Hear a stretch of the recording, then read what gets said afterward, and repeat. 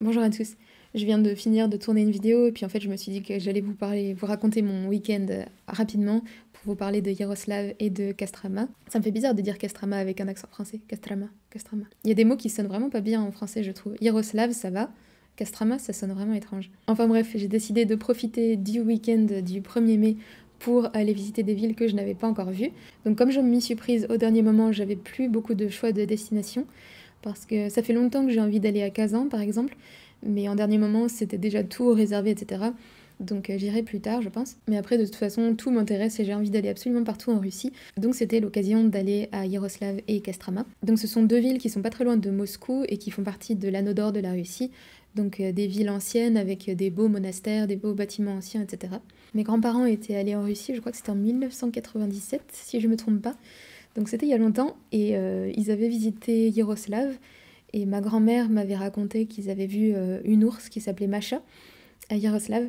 Et en fait j'ai l'impression qu'elle y est toujours parce que quand j'y suis allée il y avait effectivement une ours qui s'appelle Masha et qui a 35 ans apparemment, en tout cas d'après le panneau, je sais pas si le panneau est à jour, mais le panneau sur son enclos.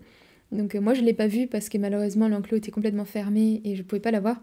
Mais je pense que c'est l'ours que mes grands-parents ont vu donc il y a 27 ans, 26. Déjà, à chaque fois que je fais une vidéo sur la Russie, je reçois beaucoup de commentaires pour me dire que je vis à Moscou et que c'est pas du tout représentatif de la Russie et que du coup ça me permet pas vraiment de savoir ce qui se passe en province ou comment est la vie russe en province parce que Moscou est comme un monde à part à l'intérieur de la Russie. Donc ça je l'ai bien compris, je me rends bien compte, je le répète pas à chaque fois parce que ça devient fatigant, j'ai l'impression d'être un perroquet, mais je sais que Moscou n'est pas la Russie et je sais que les conditions sont très différentes dans différentes villes parce que j'ai déjà visité pas mal de villes plus petites en Russie. J'essaye de bouger autant que possible dans des villes plus petites. Donc effectivement, quand on va dans une ville plus petite, on se rend compte qu'une des plus grosses différences avec Moscou, c'est que les infrastructures sont moins bien entretenues, les routes par exemple. Donc il y a beaucoup de routes avec des trous et qui sont très cabossées ou des trottoirs aussi. Il y a pas mal de routes qui sont parfois partiellement des chemins en terre et donc il y a pas mal de poussière un peu partout, plus qu'à Moscou. Il y a aussi beaucoup de bâtiments qui malheureusement ne sont pas très bien entretenus. Donc parfois c'est des très beaux bâtiments anciens, etc. Et parfois très travaillés, qui tombent en morceaux. Et je sais pas si c'est uniquement parce que les villes n'ont pas le budget pour rénover ce genre de bâtiments, ou si c'est par manque d'intérêt aussi, où les gens s'intéressent pas encore à la préservation de leur patrimoine, etc. En tout cas, j'ai remarqué des différences entre les villes là-dessus. Parce que, par exemple, à Castrama, il y avait énormément de travaux un petit peu partout. Les bâtiments principaux du centre-ville étaient repeints, ça avait l'air vraiment tout frais, tout beau, tout propre. Et donc j'ai l'impression qu'ils entretiennent plus la ville, ou en tout cas qu'ils ont plus envie peut-être de développer le tourisme, ou de préserver leur architecture, etc. Et d'ailleurs, Castrama a l'air d'une ville très touristique, plus que la plupart des villes que j'ai visitées en Russie. Il y a une activité commerciale tournée vers le tourisme que je ne vois pas forcément dans d'autres villes. Sur Boosty, il y a quelques jours, j'ai lancé cette conversation en disant que en France, très souvent, quand on se promène de région en région ou de ville en ville, chaque ville a une spécialité ou plusieurs. Donc par exemple un fromage, un plat, où vraiment les gens sont très très fiers de cette spécialité. Et donc c'est quelque chose qu'on peut voir vraiment partout dans la ville, dans tous les magasins. Donc par exemple si je pars d'une région que je connais bien, Bretagne, Normandie et cette région-là, il y a le caramel beurre salé, il y a les crêpes, les galettes, il y a plein de choses comme ça, plein de spécialités. Le camembert normand, le cidre, le calvados, le lait de Normandie, etc. On a beaucoup de choses dont on est très fier. Et en Russie, je le remarque beaucoup moins, c'est beaucoup moins évident. Et quand j'ai dit ça sur Boosty, les Russes m'ont dit que non, non, il y a beaucoup de spécialités en Russie aussi, c'est juste qu'il faut chercher un peu plus, peut-être parce que le tourisme est moins développé en Russie, surtout en province. Et à Kostroma, pour le coup, j'avais l'impression que c'était un peu plus comme en France et qu'ils avaient des spécialités locales. Donc par exemple, c'est censé être la capitale du fromage de la Russie, donc ils produisent du fromage à Kostroma qui est apparemment assez célèbre. Ils ont même un musée du fromage que j'ai pas visité, mais je suis allée dans la boutique et j'ai acheté quelques fromages. Après, les Russes ont l'air d'avoir une définition de ce qu'est un fromage beaucoup plus souple que nous en France. Parce que par exemple, dans cette boutique, il y avait quelque chose qui était appelé du fromage, mais quand j'ai regardé la composition, c'était 100% sucre, que des fruits et des trucs comme ça, et du sucre. Donc zéro lait, pas du tout de fromage ni quoi que ce soit. Et pourtant, ils appellent quand même ça du fromage. Donc, moi j'adore la Russie, mais je reste française et ça, je suis pas d'accord, vraiment, c'est pas possible. À propos de nourriture, ça n'a rien à voir, mais quand j'étais à Saint-Pétersbourg la dernière fois, j'ai vu que de plus en plus, les Russes ont l'air d'inventer de nouveaux types de croissants Et ça, c'est pareil, je vois pas comment on peut appeler certaines choses qu'on voit dans les pâtisseries, boulangeries russes, croissants. Pour moi, on devrait appeler ça autre chose, mais juste pas croissant, c'est pas possible, c'est plus des croissants à force. En fait, la plus grande différence entre les croissants français et les croissants à l'étranger, c'est qu'à l'étranger, ils utilisent énormément de sucre dans les croissants, alors qu'en France, c'est surtout du beurre, donc c'est surtout très gras les croissants. C'est pas très sucré, c'est gras surtout. Et en Russie, ils ont tendance à mettre énormément de choses à l'intérieur ou dessus, donc des amandes, du chocolat, du sucre partout. Et pour moi, c'est pas du tout le principe du croissant en fait.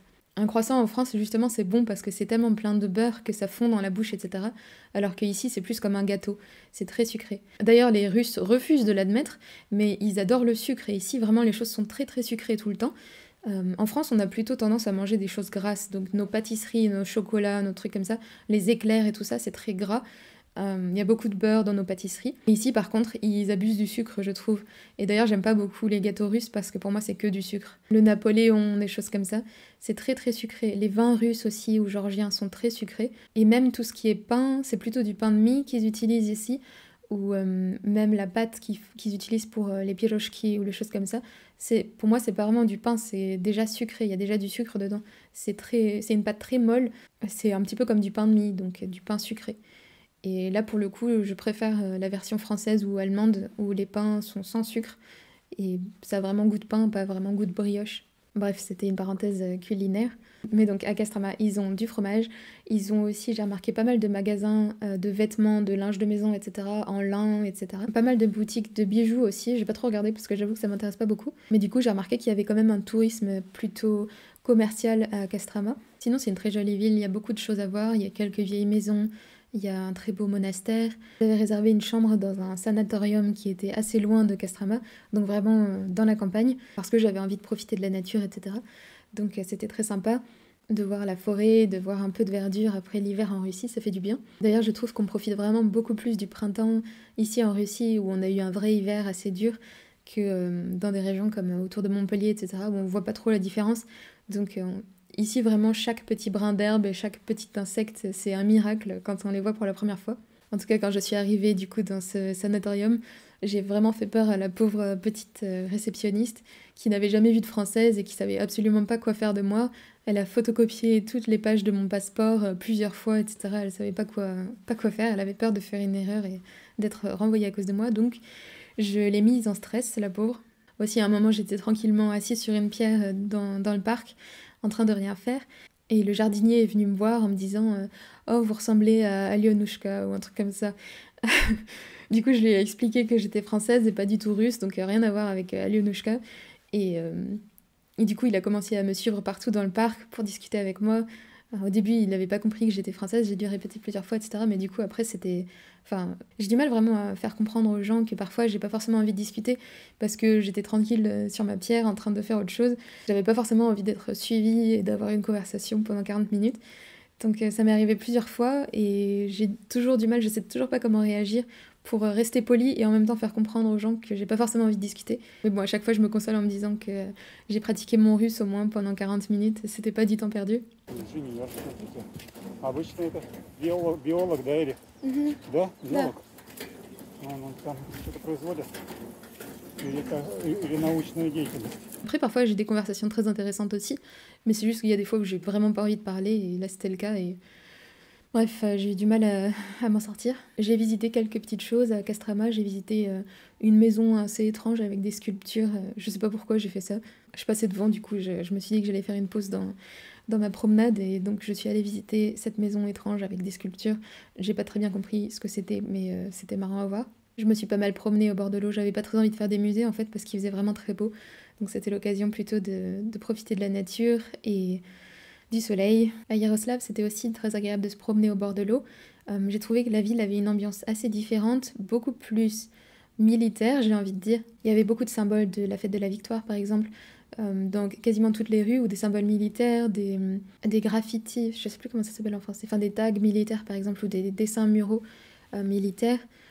Il y avait pas mal de soldats aussi. Je me suis absolument pas renseignée, donc je sais pas s'il y a une école militaire, c'est très possible à Yaroslav. Mais en tout cas, c'est quelque chose que j'ai remarqué, où les gens se préparent pour la fête de la victoire très activement. Ce que j'ai bien aimé aussi à Yaroslav, c'est que on retrouve le symbole de la ville absolument partout, qui est un ours. Donc les gens ont l'air très fiers de ce symbole et ils le mettent par terre. Il y a des traces de pattes d'ours. Sur les bancs, par exemple, il y a la forme de l'ours. Il y a des drapeaux de Yaroslav absolument partout. Et moi, j'adore quand les gens sont fiers de leur ville et essayent de promouvoir leur ville et de la développer, etc.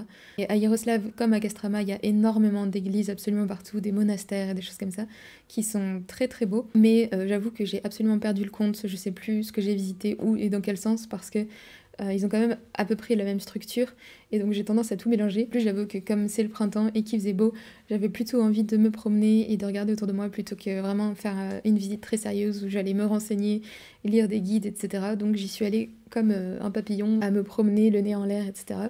Et à ne pas être très appliquée dans mes recherches. Mais même juste en se promenant et en observant la ville, ça fait quand même comprendre pas mal de choses et découvrir toujours de nouveaux endroits. Pour moi, c'est super intéressant en Russie. Donc voilà, je ne me lasse pas de voyager en Russie. Et en plus, comme j'ai un temps limité jusqu'à l'hiver prochain, ça me donne encore plus d'énergie pour aller visiter d'autres endroits. Donc je vais continuer comme ça, je pense, pendant tout l'été. Donc voilà, c'était une petite vidéo pour ne pas dire grand-chose, mais j'avais quand même envie de vous partager mon week-end, même si c'était pas très informatif, je pense. Et ce week-end, c'était la détente et la promenade au soleil, et c'est tout. Arrête de bougonner comme ça.